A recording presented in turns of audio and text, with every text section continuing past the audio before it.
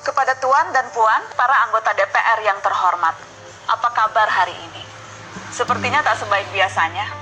Sama, di sini pun begitu. Kita semua memang sedang diuji. Hidup memang tak selalu baik, kan? Seperti kami-kami ini, Tuan dan Puan juga mungkin lebih banyak bekerja di rumah.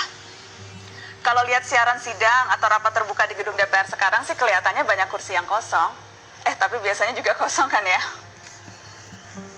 Tuan dan Puan anggota DPR yang terhormat, saya perhatikan parlemen negara lain fokus melawan corona. Tapi rasa-rasanya isu-isu yang keluar dari Senayan belakangan kok kebanyakan tidak terkait corona ya? Kami malah membaca DPR bersemangat membahas isu-isu lain. Contohnya, rancangan undang-undang cipta kerja yang banyak ditolak karena dinilai mementingkan kepentingan investor di atas kebutuhan pekerja. Presiden Jokowi pekan lalu sempat menyatakan pemerintah dan DPR menunda pembahasan salah satu klaster di rancangan undang-undang itu, klaster ketenagakerjaan. Ini untuk memberi kesempatan mendalami substansi dan mendapat masukan dari banyak pihak. Berpegang pada alasan itu, maka sudah seharusnya klaster lain dalam RUU Cipta Kerja pun perlu ditinjau ulang. Karena yang lain juga bukan tanpa masalah, terutama dari perspektif lingkungan dan keadilan gender. Tidak cukup hanya menunda pembahasan satu klaster saja. Ada juga RUU lain yang masih nekat mau dibahas. Ada RUU KUHP yang tahun lalu diserbu unjuk rasa. Lalu RUU pemasyarakatan. Ada koruptor yang sudah ngebet pengen bebas kah? Apa kabar Pak Yasona?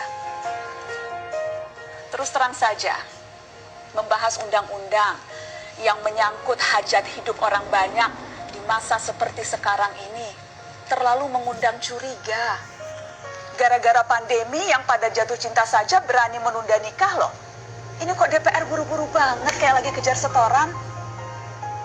Tidak ada undang-undang yang tidak penting, semua penting.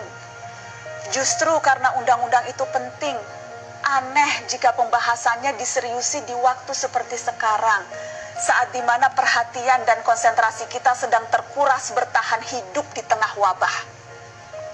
Produk hukumnya pun berpotensi cacat bila tidak memenuhi ketentuan, dan rasanya belum ada aturan pembahasan RUU secara virtual.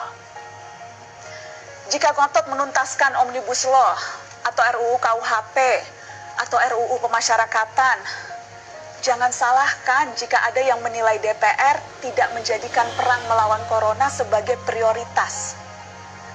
Saya percaya setiap tindakan dan keputusan di masa krisis mencerminkan skala prioritas.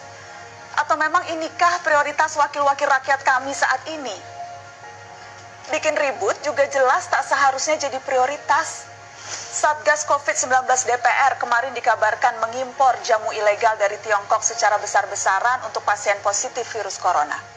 Satgas kemudian membantah itu, katanya ini diproduksi di Jakarta dan merupakan sumbangan Wakil Ketua DPR RI Sufmi Dasko yang akan dibagikan gratis ke berbagai rumah sakit. Kemudian dikabarkan juga jamunya mengandung bahan berbahaya dan belum terbukti klinis. Satgas lagi-lagi membantah, katanya sedang proses mendapatkan izin edar di Badan Pengawasan Obat dan Makanan. Sedang itu berarti belum kan ya? Tuan dan Puan yang terhormat, niat baik pun perlu proses yang baik. Proses yang semrawut hanya akan disusul polemik.